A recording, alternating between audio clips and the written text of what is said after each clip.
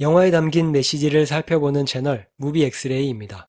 이번 영화는 배우이자 감독인 멜 깁슨의 아포칼립토라는 영화인데요. 마야 문명의 멸망과 관련된 것들이 표현된 영화죠.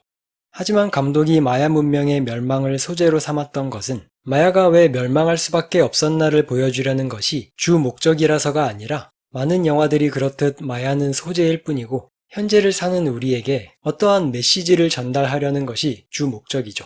자, 그렇다면 이 영화가 마야 문명의 멸망을 통해서 무엇을 표현하고 있는지를 차근차근 살펴보도록 합시다.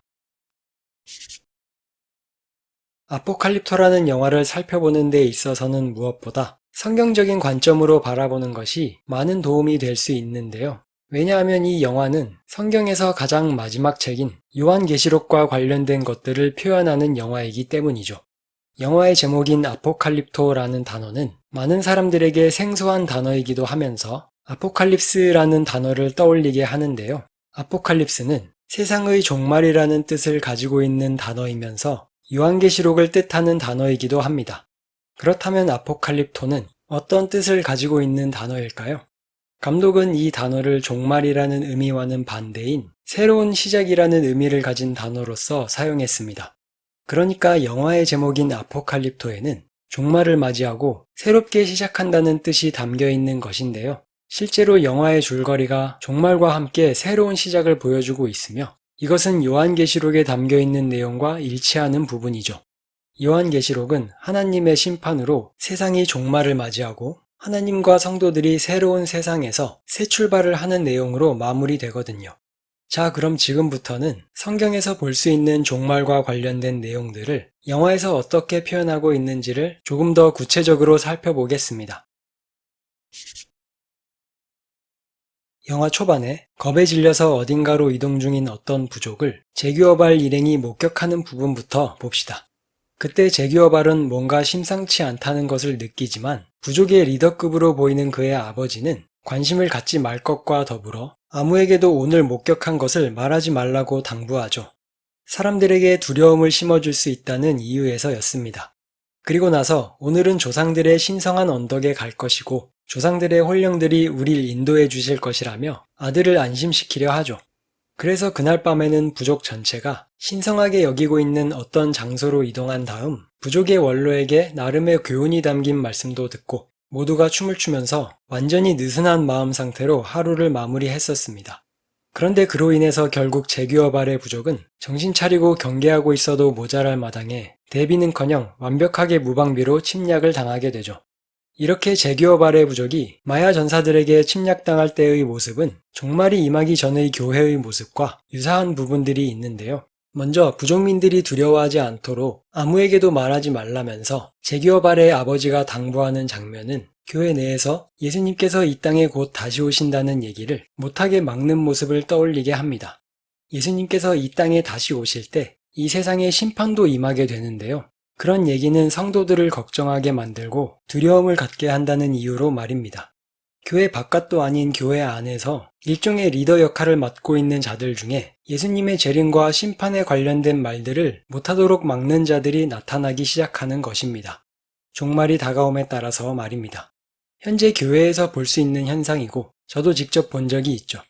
그런데 그런 행동은 성도들에게 영적으로 도움이 되는 행동이 아니라 이 영화처럼 영적으로 잠들게 하는 행동입니다. 성경에서는 종말과 관련해서 잠들어 있지 말고 깨어 있으라는 구절들을 종종 볼 수 있는데요. 이 영화에서도 주인공인 제규어발만 깨어 있었고 나머지는 전부 잠들어 있다가 침략자들을 맞이하게 되었으며 결과적으로 깨어 있었던 제규어발은 자신의 아내와 자식들을 온전히 지켜낼 수 있었습니다. 부족을 지키는 개가 정말 임박한 종말의 신호를 보내고 있었지만 제규어발만 그 소리에 주의를 기울였고 나머지는 전부 잠에 취해서 개 짖는 것 좀 멈추라고 말할 뿐이었죠. 세상의 종말이 문 앞에 다가왔을 때의 교회의 모습들이 이런 제규어발 부족의 상태와 같을 것이기 때문에 예수님께서 깨어 있으라고 미리 경고해 두셨던 것입니다. 예배당에 나와서 좋은 설교 말씀도 듣고 즐겁게 서로 교제하면서 오늘도 나름 만족스러운 신앙생활을 했다고 생각하지만 실상은 영적으로 잠든 상태인 종말을 앞둔 교회의 모습을 영화는 표현하고 있는 것이죠. 그리고 그렇게 되는 원인 중 하나는 예수님의 다시 오심과 심판에 대한 말들을 교회 내에서 막아버리기 때문이라는 것이고요. 예수님께서 다시 오셔서 이 땅의 악을 심판하신다는 소식은 주 안에 있는 자들에게는 잠을 깨워주는 말이지 두려움이 되는 말이 아닙니다. 다만 교회가 할 일은 왜 두려워하지 않아도 되는가를 성도들에게 말해주어야 하는 것이지 두려워할까봐 말을 막아버리는 것이 아닙니다. 성경에서 잠들어 있던 열 처녀를 깨웠던 것은 다름 아닌 신랑이 곧 다시 오신다는 소식이었습니다. 또한 영화에서는 덩치가 아이를 갖지 못해 매우 심한 스트레스를 겪는 모습과 손주에 매우 집착하는 장모의 모습을 보여주는데요. 그러나 부족이 침략당한 후에는 아이에 관한 문제는 그들에게 더 이상 중요한 문제가 아니었죠. 이것은 종말을 앞두고 있는지도 모른 채 세상의 염려로 인해 씨름하고 있는 사람들 혹은 교회의 모습을 나타냅니다. 아이가 생기기를 정말 간절히 원하는 사람이 계속 아이가 생기지 않는다면 당사자에게는 엄청난 스트레스이면서 일생일대의 중요한 문제가 되죠. 하지만 내가 중요하게 여기는 그런 문제들이 더 이상 문제가 아니게 될 상황이 온다는 것을 영화는 말하고 있습니다. 아무튼 이 밖에도 교회나 가정 같은 작은 단위의 공동체 내에서 자신은 돌아보지 않고 누군가의 약점을 헐뜯거나 그 약점에 대해 놀리는 등의 모습들도 영화는 보여주고 있죠. 그리고 성경을 보면 하나님의 심판이 하나님의 집에서부터 시작되는 것을 볼 수 있는데요. 즉, 교회라 불리는 곳에 먼저 심판이 임하고 그 다음은 교회를 제외한 전체적인 종말로 이어지는 것이죠. 영화에서 마야 문명 전체가 종말을 맞이하기 전에 먼저 소규모 부족들이 종말을 맞이하게 되는 것을 보여주는 것도 제기어발의 부족이 교회로 해석될 여지를 줄 수 있기도 합니다. 문명 전체가 멸망하기 전에는 각각의 교회들이나 가정들부터 이미 붕괴되기 시작하는 것이죠. 제기어발이 도시의 중심지로 끌려가는 동안 영화는 현재 그 문명이 어떠한 상황 가운데 놓여 있는지를 다양하게 보여주는데요. 아이, 어른, 너나 할 것 없이 신분과 직업을 막론하고 모든 사람들이 탐욕에 가득 차 있죠. 죽은 동료의 물건을 탐내는 마야 전사들, 고기 조각을 서로 가지려고 씨름하는 아이들, 땅에 떨어진 남의 돈을 줍기 위해 달려드는 어른들, 그리고 그런 혼란한 상황을 틈타 몰래 과일을 훔쳐가는 장애인까지. 영화 초반의 캠프파이어에서 부족의 원로가 들려주던 인간의 탐욕에 대한 이야기를 떠오르게 만듭니다. 그럼 이 사람들이 갖고 있던 문제는 단지 탐욕뿐이었을까요? 영화에서 제기어발이 끌려가는 동안 하얀 가루를 뒤집어 쓰고 일하는 사람들이 많이 보입니다. 하얀 돌을 캐내서 불로 가열하고 가루를 낸 다음 반죽을 만들어 벽에 바르는 것까지. 이런 일련의 과정들 전체를 보면 회반죽을 만드는 공정이라는 것을 알 수 있는데요. 영화에서 짤막짤막하게나마 이 과정 전체를 보여줬던 것은 회반죽을 만드는 공정이라는 것을 알림으로써 회반죽과 관련한 어떤 메시지를 전하기 위함입니다. 성경의 에스겔서에는 거짓 선지자들이 벽에 회칠을 한다고 하나님께서 말씀하시는 부분이 있습니다. 여기서 회칠은 영화에서처럼 회반죽을 벽에다가 하얗게 바르는 것을 말하는데요. 성경에서는 겉만 그럴싸하게 꾸며놓는 행위를 회칠하는 것에 비유하곤 합니다. 성경의 마태복음에도 겉으로는 아름답게 보이나 그 안에는 더러운 것이 가득한 회칠한 무덤 같다는 표현을 예수님께서 쓰신 것이 기록되어 있습니다. 그러니까 영화에서 회칠을 하고 있는 장면은 마야 문명이 기근과 전염병으로 위태로운 상황이고 속으로는 썩어 문드러져 가고 있는데도 겉모양을 화려하게 치장하기 위해서 엄청난 인력을 쏟아붓는 기이한 행태를 단적으로 나타내고 있는 것입니다.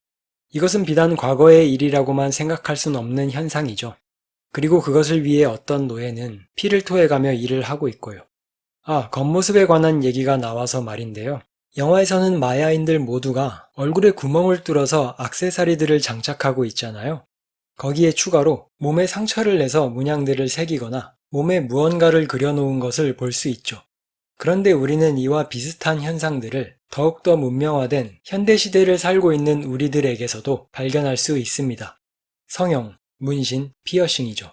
상대방보다 더 아름답게 혹은 더 강하게 보이기 위해, 즉 자신을 더 돋보이게 하기 위해서 칼이나 도구를 이용해 자신의 원래 신체를 변형시키는 현상이 영화의 마야 문명처럼 현재 우리 시대에도 만연해져 가고 있습니다. 전 세계적으로요. 구체적인 모양만 다를 뿐 본질적으로는 동일한 현상이 현대에도 반복되고 있는 것이죠. 영화의 마야 문명에서 무엇보다 가장 심각해 보였던 것은 온 국민들이 생명을 생명으로 여기지 않는 모습들인데요. 지배층에서 사람을 의자로 쓰고 있는 모습은 그나마 양호해 보일 정도로 온 국민이 환호하는 가운데 잔인한 인신제사가 행해지고 있었죠. 여기서 인신제사의 본질은 자신들의 미래를 위해서 다른 무고한 사람을 죽이는 행위인데요. 이건 역시도 현대에서 볼 수 있는 현상이죠. 영화에서 인신제사를 지낼 때 산채로 배를 갈라서 심장을 꺼내는데 현대에는 자신의 미래 때문에 뱃속의 아이를 산채로 죽이는 낙태가 시행되고 있습니다. 자신의 미래를 위해 무고한 사람을 죽인다는 면에서 본질적으로 유사한 모습을 띠고 있는 것이죠. 비리를 덮기 위해 살인 청부를 하는 경우도 비슷하다고 할 수 있고요. 아무튼 이렇게 영화는 영화에서 표현하는 마야 문명의 상태를 통해서 현대에도 이와 유사한 일들이 반복되고 있다는 것을 간접적으로 나타내고 있습니다. 역사는 반복된다라는 말이 있잖아요. 이 말을 비슷한 의미로 성경에서는 이와 같이 표현합니다. 해 아래에 새 것은 없다. 성경에서는 하나님께서 이스라엘이나 전 세계에 완전한 심판을 내리시기 전에 먼저 여러 자연재해나 기근, 전염병을 보내셔서 재앙을 내리시는 것을 볼 수 있는데요. 영화에서도 동일하게 마야 문명의 멸망 전에는 곳곳에 전염병이 번지는 것과 기근으로 인해 경제가 어려운 상황이 펼쳐져 있었습니다. 또한 전염병에 걸린 여자아이가 멸망을 예언하는 장면이 있었잖아요. 그때 낮이 밤처럼 어두워진다는 얘기를 반복해서 하는데요. 이것도 성경에서 여러 번 언급되는 현상으로서 종말이 임하기 전에 해가 어두워지는 징조가 있을 것이라고 합니다. 영화의 태양신 제사장은 그 광경을 목격했을 때 그 현상을 자기 좋을 대로 해석해서 심판의 징조가 아닌 길조로서 해석하는 모습을 보여주기까지 하는데 성경에서 거짓 예언자들이 심판의 징조들이 있음에도 평안할 것이라고 외치는 모습을 떠오르게 합니다. 여기에 별도로 영화 후반부에 제규어발의 아내가 스페인 군대 상륙 전에 해산을 하게 되는 장면이 있었죠. 스페인 군대는 하나님의 본격적인 심판을 상징하는데 그들이 들이닥치기 전에 해산을 하게 되는 이 장면은 성경의 데살로니가전서 5장 3절이 표현된 장면이라고 봅니다. 그 구절을 보면 그들이 평안하다고 외칠 때 해산의 고통이 이름과 같이 멸망이 갑자기 그들에게 닥친다는 내용인데요. 심판의 징조를 좋은 징조로 해석해서 마야인들이 환호하는 장면을 보여주고 그 이후 여인의 해산 후에 스페인 군대의 상륙으로 이어지는 이 흐름은 성경 말씀과 상당히 유사한 흐름이죠.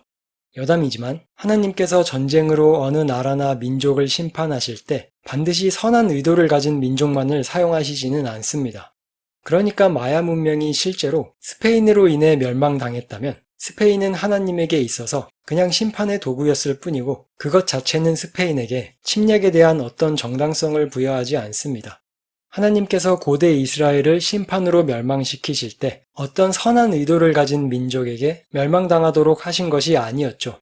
아무튼 영화에는 이렇게 성경에서 언급되는 종말의 징조들이 표현되고 있습니다. 그리고 이런 징조들과 심판은 잠들어 있는 자들을 깨우는 역할을 하게 되죠. 하나님께서 죄를 물으심과 동시에 강하게 때리셔서라도 그 중에 정신 차릴 자들을 정신 차리게 하셔서 악으로부터 돌이킬 수 있도록 하십니다. 실제로 이스라엘을 그처럼 다루신다고 성경에 기록되어 있죠. 영화를 다 보고 난 시점에서 우리는 이 영화가 왜 이렇게 잔인한 장면들을 그대로 보여줬을까란 생각이 들 수 있는데요. 여러 이유가 있겠지만 그중 하나는 영화상의 타락한 마야인들이 어떤 사람이 보기에도 악해 보이게끔 하기 위함인 것 같습니다. 이 감독이 연출한 패션 오브 크라이스트도 잔인한 장면의 묘사로 유명한데 그 영화도 그런 잔인한 장면을 통해서 인간이 얼마나 악한가를 표현했다라고 생각을 하거든요. 자, 여기서 이만 영화의 메시지를 정리해 보겠습니다. 영화 아포칼립토는 성경의 종말과 관련한 내용들이 표현된 영화로서 현재 우리가 얼마나 종말에 가깝게 있는가를 영화의 마야 문명과 비교해서 돌아보고 종말의 신호를 무시한 채 잠들어 있지 말라는 메시지가 담겨 있습니다.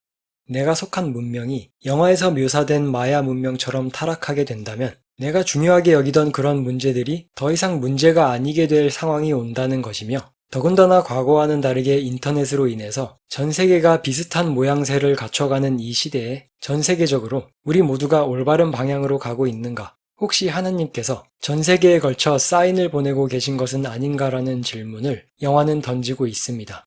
이상입니다. 다음에 봅시다.